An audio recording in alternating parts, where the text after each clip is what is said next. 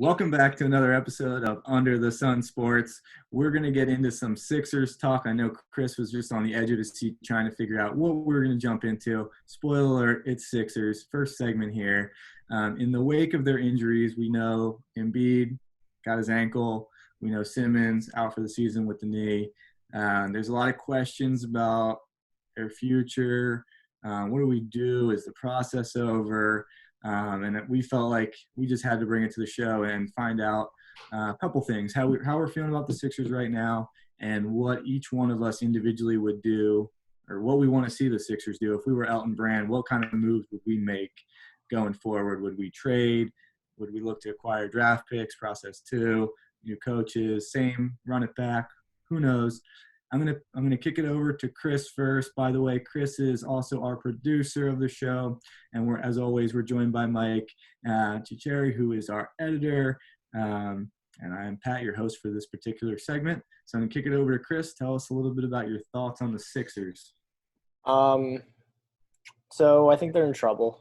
I think a big part of it are the pieces that they've put together. I feel like they got too focused on building a team that can beat the Celtics and the Bucks, that they built a team that is only good for two series in the playoffs. And I think that's why they've had the issues during the regular season, where they lose these teams like Indiana, who are more well-balanced than these other teams. But whenever they play Milwaukee and the Celtics, they seem to be able to play them well. They've had a good record against both this year. I think that's been their problem, because it's all well and good to build a team to beat the two teams you think you need to go through to get to the finals, but you still need to get through 16 other teams in order to get to one of those series, 15 other. So what I'd like to see them do, I think Brett Brown, I've defended him for a while. I still think he gets at least one more season, especially with these injuries. Again, I think it's the pieces around them. I think they need to get shooters, which we've been talking about forever, but they seem to not want to do that, which I really don't understand. They had J.J. Redick, who seemed to be a perfect fit. He was a guy who could come in, just chuck up the ball, get hot, do some things. They let him go. So I was looking it over. A couple guys I came up with off the top of my head who I think would be good to add and wouldn't be too, I don't want to say difficult to add because every player is valued differently, but by each team. But I mean, so the one thing I think I'd like to see them do is I think moving Simmons to power forward instead of letting him be the true point guard is a good idea, because you get him down low, you can get him to come out, you can still get him bring the ball up a little bit. So I want to surround them. Point guard I want them to bring in, I want to be a guy who can shoot the ball. So some lower guys I thought of who they might be able to get. Patty Mills on the Spurs I think would be a good fit, probably be not too difficult to bring in. He's kind of on his way out there. He's seen his playing time go down a bit because they have Derek White and DeJounte Murray who are taking up playing time there. He's a nice guy. He can bring the ball up. He can shoot. He's more of a two-guard, point guard mix, and that's kind of what I'm looking for. Shabazz Napier is another one. He's bounced around a little bit, but he's shown that he can get hot, make a bunch of shots. Cameron Payne's another guy. So as you can probably see, the theme I'm having are guys that have kind of bounced around a little bit, but I think they'd all be good fits on the team because they're guys who can get hot from deep, maybe open up the spacing a little bit. Other guys I wrote down here, Seth Curry, Dallas, another guy bounced around a little bit. Eric Gordon, he'd be a little tougher to get, but he has been injury prone, which you don't really want, but when he's healthy, he's good. He's the guy they might be able to pry away because he's kind of been lost in the shuffle after the Rockets got Westbrook because he doesn't really fit that team anymore. Jordan Clarkson and then Lou Williams, if they could bring him back, that'd be great. But he's great. Yeah, but he's a guy who's up for the sixth man of the year again, so he's gonna be tougher to get. Last guy I wrote down here, C.J. McCollum, is a guy Sixers fans have been wanting them to get for a while. Went to Lehigh. Ties to the area. You would have to trade for him, though, right? Yeah, they'd have to trade for him, which could be tougher. But, I mean, if Portland doesn't get that last spot or fizzles out, I know they were in the Western Conference Finals last year, I believe. Was it last year or 2 years ago? Last year. But, I mean, that's another team that has to reevaluate their plan because they're not getting over the hump. So if they have another postseason where they don't do it and they have these contracts. They're going to have to sign Nurkic eventually. They're crowded there. He's a guy we might be able to pry away. You never know. So that'll be my plan, bring in a guy, a point guard, shooting guard combo guy. Then you can keep Simmons at power forward. So you mostly want to run it back, though. Like, you're not if you were Elton, you wouldn't be heavily entertaining new coaches or trades for Simmons or Embiid right now. Not right now. I don't think you break up Simmons and Embiid. I just don't. They've shown glimpses that they can make it work together. I think they just need to get the pieces around them. It's as simple as that. They brought in guys who will help the defense and slow it down, but that's not where the NBA is going. They need a mix. Simmons and Embiid are both good defenders. They don't necessarily – it's always good to have as many good defenders as you can, but you don't necessarily need a Richardson and a Horford in there when you have Simmons, who's taking great steps as a defender, and Embiid's a good defender. You can bring in one or two guys who make up on the offensive end for what they lack on the defensive end, and that's what I think they need to do. Another thing, if you guys don't mind, I'd like to share my screen for a second. Let's see it. Just another clip that I thought was very interesting. I know this is a guy, Mr. Pat, you're not crazy about, and a lot of people aren't, but Draymond Green was on TNT the other day. He had a very good point, though. Joel also has to do himself a favor. He's posting up almost at the three-point line. You can't get spacing like that either. There's no one in the NBA that can stop Joel from getting the position he wants. Joel pretty much need to think about the game like this. Anytime he shoots a jump shot, he's bailing his defender out. He's giving his defender a pass every time he shoots a jump shot. And as someone who's guarding him, go ahead and go out there. I love when he shoots jump shots. Exactly. So I think he makes a really good point there. Obviously, Embiid's ability to shoot the ball is kind of what separates him, but it's definitely not the strong point of his game. So if I'm planning the Sixers next season, building a team around them and trying to get a game plan together, I think they need to force him to not take as many shots. I think they need him to operate in the paint, focus there. Then it kind of – the spacing that Simmons doesn't provide isn't as giant of an issue. And then you bring in shooters who can bring a little bit of spacing on the sides. That's just what I'd like to see them do. I mean, there's so many games I'm watching where he just starts chucking it like he's like James Harden, and he's not that good of a shooter. He's above average for a center, well above average, but he's not. I think sometimes he does it when he's tired.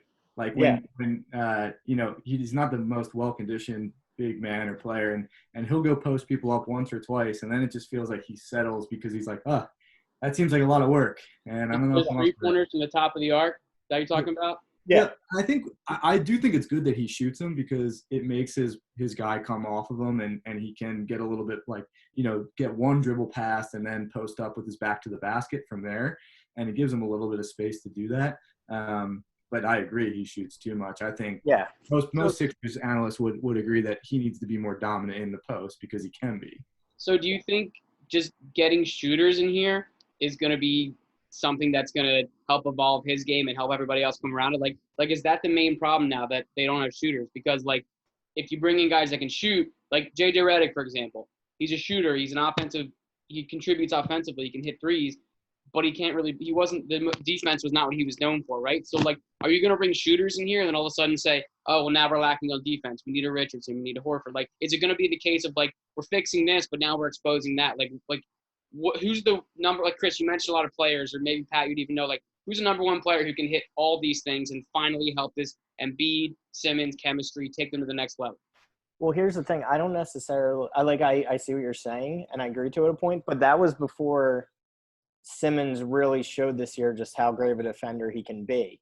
If you have him down at the 4, he can partially contain Giannis enough, if we're just going to bring up the Bucks as an example, and they're weaker at their guard play. So I think you can give up a little defensively because Embiid and Simmons are such good defenders. So was getting rid of Redick a mistake then? That's the kind of guy you need if what you're saying is true. I feel like an offensive guy who's not going to be the most offensively minded guy, but somebody who can score what they need. I feel like that's the exact kind of player they needed this year. Yeah, I think they should have kept him. I was one who was really excited when they brought in Jason Richardson, But I think me and a lot of other people got caught up in Kawhi last year, because Kawhi was always a guy who could score a little bit, but he was basically known for his defense. And that's Jason Richardson. He's a great defender, and everyone said he's shown flashes of being an offensive player. He could make stride. Yeah, but Kawhi, like that's. I'm just like, saying, using him as a mold, a defensive guy who can take, and that's why everyone was so high on Thibault coming into the season. He had Kawhi comparisons where they said his jump shot can just come along and I think we all as fans, and maybe the Sixers front office just got too caught up on that, and now they're seeing that you really can't bank on people learning how to shoot. I don't want to hear more about a jump shot coming along. Yeah. So I think this is great, and I think I think we should let's let Mike share his full plan, and then I think after we all go, I think we're going to be able to get in some. Once we know each other's visions, we're going to be able to get in some really gritty debates, because I can tell you I have some different thoughts, and I want to see if Mike has some different thoughts that we can beat around once we give our whole big picture here. But good insight, Chris. So, Chris, you had a lot of good thoughts. My mind was racing all different points. My biggest notes are basically, can Embiid and Simmons coexist? And to be honest, I'm hoping that they can, because we just had other Pat on in the last segment. He's saying, look, you have two of the top 15 players in the league. You'd hope that would be enough. If you have two of the top 15 players on another team, maybe there's different chemistry, and maybe that team is even better. They can excel more. It seems as though almost, if these guys truly are top 15 players, that they're like the two worst chemistry type players to put together. Like if you were to say, like, who are the two worst you could put together, it'd be like, oh, Simmons and Embiid. And like, I'm not exactly sure why that is. I don't know whether their styles of play kind of create friction, or they don't quite exactly work together. Like you said, like in that clip even, it's like Embiid's doing things like shoot jump shots when he really should be posting up, and Ben struggles shooting, and like they seem like opposites, but like their skill sets are so profound that it's just hard knowing whether in the future that these are two guys that, can you work with this, or can you make it happen? Is it coaching? Is it pieces around them? Is it all this kind of stuff? Like, what do you do? I think the biggest question is, how do you make those two work? Because if you have two of the top and premier players in the league, you should be able to, as a coach, I feel like, use their strengths and understand their weaknesses, but use their strengths to help the team and kind of build the team around them. And it seems as though they've kind of struggled to do that a little bit. Teams are taking advantage of them. Like you're saying, more well-rounded teams are able to kind of attack different points and kind of go after their weaknesses. And I think it's like to your point, can you be greater than the sum of your parts? And I think Ken kind of brought that up in our last segment we had on when he came on the show last week, was basically like, can they come together and do that, like to your point tonight? Yeah.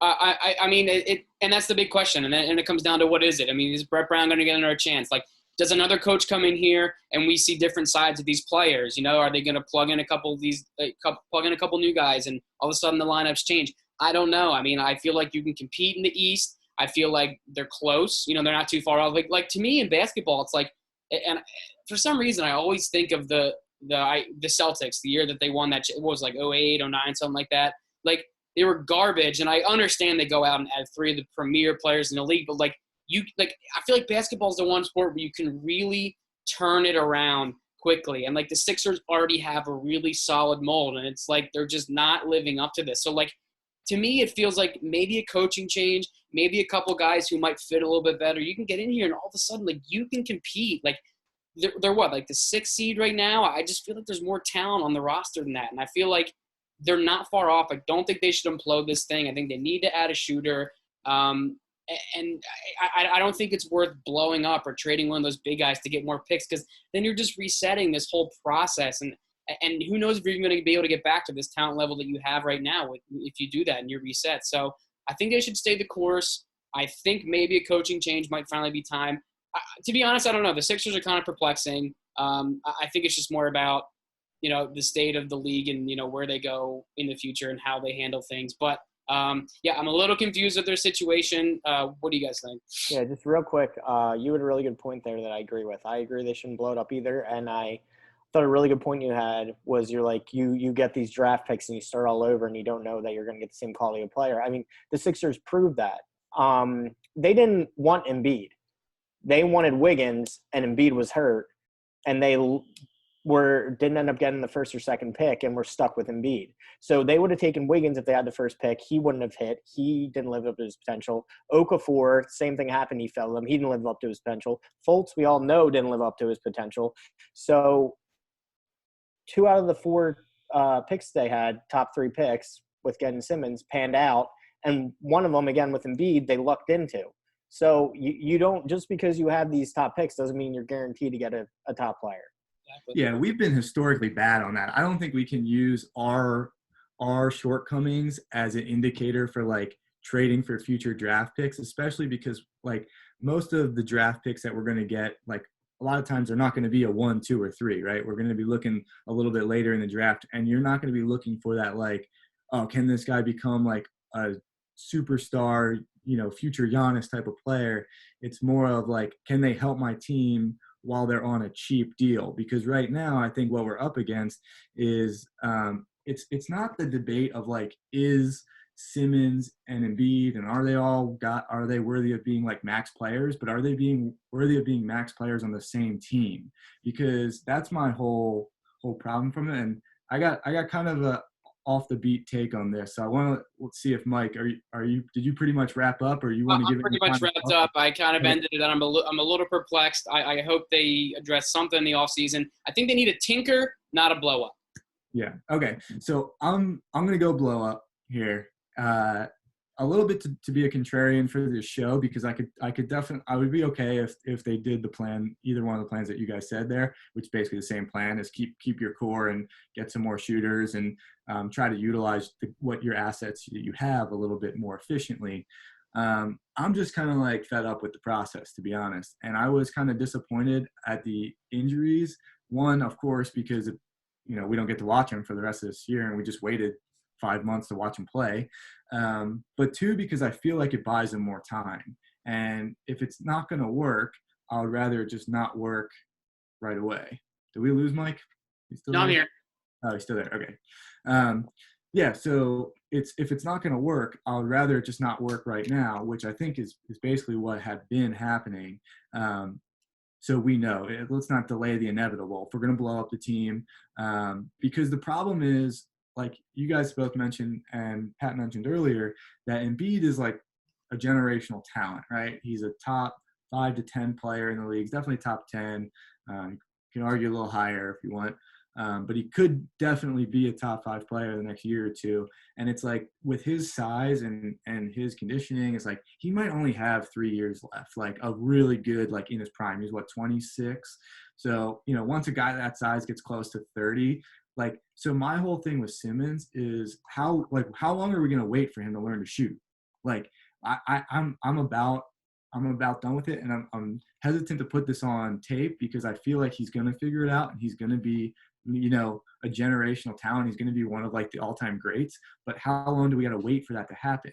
And when we look at like the team right now, I don't think that Simmons is going to learn to shoot fast enough to a degree that he needs to be successful until Embiid is almost done. And that's what scares me. It feels like we're spinning our wheels and we're wasting our time a little bit. And that's why I want to kind of blow up the team. I'll play ball with that. I have an interesting point, and it's how you feel about Embiid, because I feel like there's perception out there, like, look, he's obviously like, and top at least 10, right, player in the league. And it almost seems like he doesn't care. I don't want to say that he doesn't care. I think he does. But you ever hear guys who just fall in love with the game, and they're up every morning and they're training and they're doing all this stuff to keep their body in shape, and they eat right and they pay attention to all these things, and they're practicing every single day? Like, I don't think it's unfair to say that Embiid's not really that kind of guy. Like, to a certain degree, like, he definitely could be more. I think that there's times when you say, is like competing, like the number one focus on his mind. And like, in my mind, it's like, if he had that kind of mindset and he realized that his max potential, like if he really tried, could be like the best player in the NBA, like, yeah, there seems to be a disconnect for me. I don't think he needs to be like an all-time great for us to be successful. Like, I just think he needs to be like well conditioned enough that when it's time to play, because he's a guy who feeds off the energy, and like once it gets going, he'll get going. Like, he does get in a lull if it's kind of like a boring game or he's just not into it, or there's times like that. But when it's time to like play hard, he is all in, and it's just a matter of, does his conditioning allow him and his health allow him to be all in when his mind wants to be. Right. Well, that's what I'm saying. Like, if he did have, like, if his mind were there, like, look, I'm not saying through the course of a regular 82 game season, and if you're going to play 4 playoff rounds to win the NBA championship, that you have to be pedal to the metal every single time. But like, if maybe he had a little bit different of an attitude where he kept himself just a tiny bit better shape, and he took I get you're over 7 feet tall. It's hard to keep your body in like tip top shape without getting injured sometimes. But like, it seems like he could step it up just a little bit more, and he could like elevate. I think there's just a little bit more room for him to grow, and I feel like sometimes he's content with being top 10, and he could be top 2, 3. Yeah, I think a lot of Sixers fans would agree with you on that point.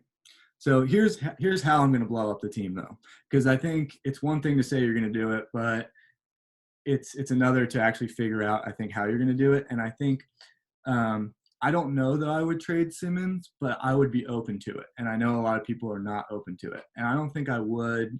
I wouldn't have said this even a few weeks ago, but with the injury and just kind of like looking at the timeline and also looking at a couple things, the free agents that are coming up at the end of the year, and also like what value we could get for Simmons, and thinking about Embiid's lifespan as that top 10 player over the next few years. I'm not a big Brett Brown fan. I think he's an amazing person. He was great as the process coach, but I think he is not actually a good basketball coach. I think he's terrible with substitutions. You see his team like struggle to get the ball in at the end of the game. They struggle to shoot free throws. Like, it seems like they struggle to do all the things that like well-coached teams do really well. And that's why I want to bring in maybe an unpopular pick, but Becky Hammon. I'm going to bring her in from the Spurs. She's going to get her first head coaching job. I would rather go with her.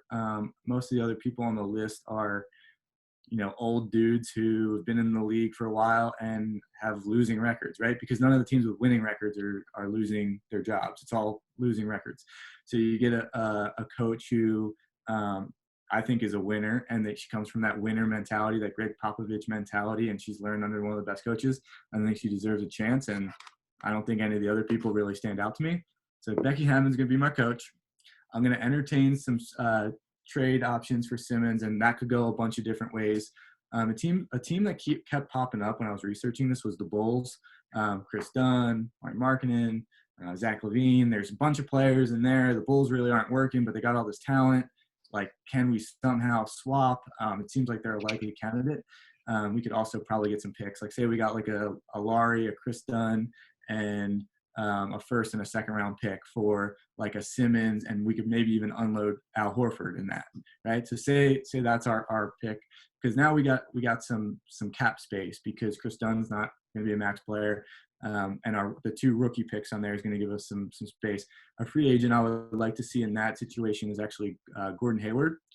He's not really working out with the Celtics. He's had some glimpses where he's turned it on. He looks better this year, but like he hasn't like really fit in there. Like, he was a top player, previously. I just think he needs a little relocation. Also, Montrezl Harrell is going to be a free agent. He could fit really well on our team if we had an Al Horford departure in that situation. So when I start to look at all these pieces, and I'm like, all right, I really like Thibault. I want to keep him as that role player. I want to build around Embiid. Obviously, Tobias is going to be here for the next 3 years. And then we start to put in all those names that I just mentioned with a new coach. It just feels like we got invigorated a little bit. Like, I feel like we're spinning our wheels a little bit. If I look at, a Becky Hammon coach team, and I don't know, you throw out a million different starting lineups, but something, Chris Dunn and Tobias, Arne Markkanen and Harrell, and obviously Embiid, like, you start to like throw these teams together, and yeah, you'd have to move some money, but if you could get Richardson out of there, you get Horford out of there, unload their contracts, and then you could get a couple picks in that Simmons trade, and the picks are going to be cheap, right? So that's how you can afford to pay some of these other guys that are not quite max players, but they're 5-10 mil sub max. You can afford to do that if you have some people playing on those rookie contracts. And I just feel like it's time to shake it up. I feel like it's time to move on. I think Simmons is going to be great. I have no doubt about that. I just don't think Simmons being great equals the Sixers being great and winning a championship. I mean, just going off of that, Chris, did you want to go first or? A couple things. I get why you want to blow it up. I just don't agree with it. Tell me why. So I feel like I'm in Groundhog Day with just hearing about Simmons. Oh, he has to shoot. Oh, he has to He's not going to shoot. He's just not going to shoot. He's not going to be a guy that goes out and scores 25 to 30 points a game. He's going to be a guy that brings the ball up. He's a great passer. He's going to get 10 and 10 almost every game, not scoring necessarily, 10 assists, 10 rebounds, and you can win with that. I think that if you bring in people whose primary talent is on the offensive side, it takes the pressure off of him because it's just not going to happen. But if you have him bringing the ball up, because even as a power forward, he's still going to bring the ball up, and you have a point guard who's an offensive-minded point guard, which there's a ton of in the league, you have him bring it up, he kicks it out, gets creative passing the ball, and you can still be effective that way.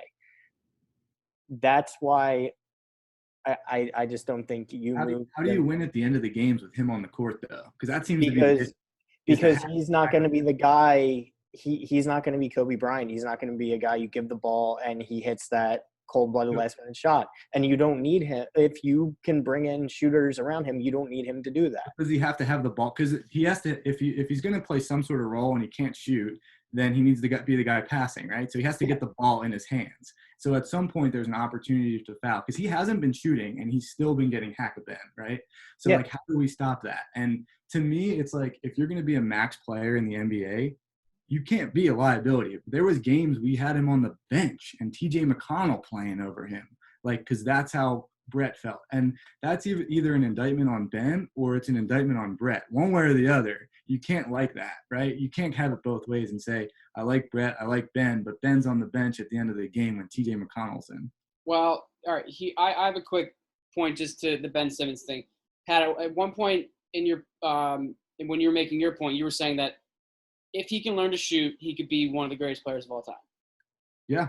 So I'm guessing that your argument is predicated that that's not going to happen because, I mean, well, you did say it's contrarian. It's not going to happen soon enough. I was going to say it's contrarian, obviously, but like if he has the potential to be that, you're not going to trade him for a couple mid-range players from the Bulls and a first-round pick, which might not hit anyway. You know what I'm saying? Like, there's two different schools of thought here. It's like, is it that it's not going to happen fast enough and we're going to lose patience, or is it that we could be giving up one of the greatest players of all time for a few of the Bulls role players and a first-round pick that might not hit anyway? Yeah, I think that the factor for me is that we just went through the process. We just went through 7 years of sucking. Like, this was supposed to be it, and this is not it. So to me, it's like if this isn't it right now, and you're telling me it's not going to be it for the next 3 years, if you don't believe that Ben Simmons is going to be able to shoot because like Chris just said, you get sick of Groundhog Day hearing it, then eventually you have to say, like, all right, are we going to go into process 2? Because process 2 would be like trading Embiid for a big haul and waiting until Simmons progresses and then trying to use all those picks to surround him with players and make a big free agency move. But like, do we really, as Sixers fans, want to go through? And maybe that's just a little impatient, but I think we've earned the right to be a little impatient because this was like a historical bad run. You know, the last 2 years, obviously not counting that, but prior to that, historically bad run. And I feel like we've deserved to be in the mindset of win now. I feel like we've earned that as Sixers fans to say, Elton Brand, like, you've seen us like watch the worst players in the world play basketball, and we've shown up as a fan base. Like, it's time to win now. Like, and if these two guys can't get it done next season or the season after that, and like we don't believe that, then, and you don't feel really confident in that, and I don't feel really confident in that. If you're one of those people who do, then I think that's great, and let's buckle up and enjoy the ride. But I think a lot of people just don't anymore. Do you guys like Eldon as a GM? I hated their draft. I hated what they did last free agency. I don't know. It's definitely too early to say, but like I felt like we. Do you feel comfortable with him? Like he's going to guide you in the right direction, or he's going to guide the Sixers in the right direction? I don't have any like qualms with him. Like I have Yeah. qualms with Brett Brown because he showed me like when I watch basketball, I'm like, why do we have 2 starters in right now in the playoffs? Like, there's no reason to have 3 of your starters and like stuff like that. And I haven't seen like that many Elton Brand moves where I'm like, that doesn't make any sense. Like, obviously we've seen a lot of those moves from like the Eagles recently, and it's like, yeah, I haven't seen those moves from the Sixers that make me say like, nah, like he's got to go. So, I mean, until then, he gets the benefit of the doubt from me, and I wouldn't say anything poorly about him yet. The one thing I'll say about blowing it up is I think, they say, all right, we're going to blow it up. We need to blow it up. That's where they think they're at. Even though I think Brett Brown should get another year, they need to get rid of Brett Brown before they blow it up. Yeah. I think they need to see if a different coach can do something different. You don't get rid of – with these guys. So with these guys. Brett Brown. So I'd be okay with that. The other thing I'll say is I just looked it up real quick, just out of curiosity. So field goal percentage. I know it's kind of a hard stat to like use because you don't know where these shots are being taken from. Yeah. For field goal percentage, but I will just say Simmons' field goal percentage was. You just don't. Well, okay, maybe not. No. All right, I'll let you finish. I'm not liking where this is going. All right, well, Markkanen's is .430. He doesn't take a lot of shots from outside, and he's even worse. You're getting him at a discount, though. Markkanen had a bad third season, and you're kind of projecting. And I'm not like saying that's the guy you have to trade for. I was just throwing out some names. There's a million different names. I mean, I just felt like I would go too long if I went through all the different Simmons trade scenarios that I found that I thought were intriguing. But like Markkanen, you'd be getting at a discount because he kind of regressed a little bit, but he still has a high ceiling. And he could bounce back this season. I think Simmons' field goal percentage, like he literally doesn't shoot. He dunks and has putbacks. Like, and that's why I'm surprised he doesn't shoot 92%. And I think that's how you fix that. What was that? And that's why I think you keep him at power forward. Yeah. I mean, I would be okay with him like as like a power forward. I was kind of excited for that opportunity. But I don't know that he's a max power forward player. Like he might be like, and that's where I think like, in this day and age, it feels like all of the fours can shoot at least a little bit. And, when we look at Embiid and to Mike's point earlier, like you have these 2 top 15 players, like why can they not play together? I definitely think it's a spacing issue. Everyone in the world knows that like Simmons can't shoot. So he's just going to clog up the lane. And if we're saying, we just preached at the beginning of the show, like Embiid needs to get down the lane, they're big guys, the lane's only so big. You really can't have both of them posting up in there. So at some point, Simmons has got to get the hell out of the lane and let Embiid go down there. And if he gets out of the way, he's not a threat so I just don't think it works until he at least becomes a mediocre shooter. So another quick point, just based off of what you were saying from my point previously, I think you could say the Sixers have 2 top 15 players. How many other teams off the top of your head have 2 top 15 players? The Lakers, maybe the Rockets. Like this should like do you know what I'm saying? Like, and I'm not saying that that's a qualification of being a good team, but it's like it's special. Yeah. Then why isn't it working? I mean, I think that's the question. It should set you apart, especially in basketball when there's 5 guys on the court. Like look at like what the Bucks are doing. Like they have one superstar and then they have a really solid cast. Right. Like, is that where we go with Embiid? Like you don't have to be built like that. Like you don't need 2 excellent players and then like whatever like the rest. Like I'm not saying that, but I'm just saying like to me having 2 of the 15 or arguably 15, shoe-in for 20 best players in the league, like that should set you apart a little bit. And you shouldn't be the 6th, 7th seed in the East. That's embarrassing. Especially with Tobias, who is like, I mean, he's not a top 15 player, but he's not that far outside of that. Like as far as like when you start to look at the players that are maybe ranked 20th, like he's right there with them. Like you could argue him, especially with the way he's been playing. Yeah, like in basketball, I just think that's got to set you apart a little bit. I don't know. I just think, Like We have the thing for us is we have no end of the game killer. Like, I don't want the ball in almost anyone's hands other than Embiid. And like, even then he just gets doubled and it's like not a good matchup. And it's like, I just don't know who you want to give the ball to at the end of the game. And when Tobias has earned, I think, a little bit of respect in that area, but I don't know, to have a max player like Simmons and just be like, every time he touches the ball inside 5 minutes in the fourth quarter, you're like, oh God, pass it, please pass it right now. Like, that sucks. That's a terrible feeling. And to know what we could get back for him.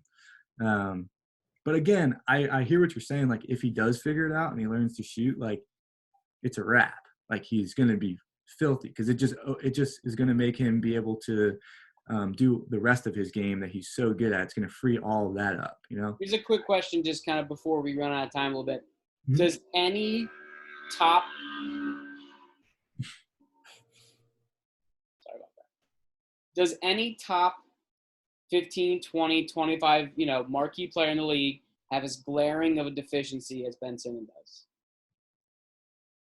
Or like a James hole in Harden their on game? defense. Yeah. But it could be that. I'm just trying to think of, more players that you're like, you're a premier player in the league, but there's like something obviously wrong. I the thing love with James Harden though is like his weakness is defense, but his team, that's not their identity. Like, you know what I mean? Like, they're like, we don't care about defense, we're just gonna run and shoot. So he fits their.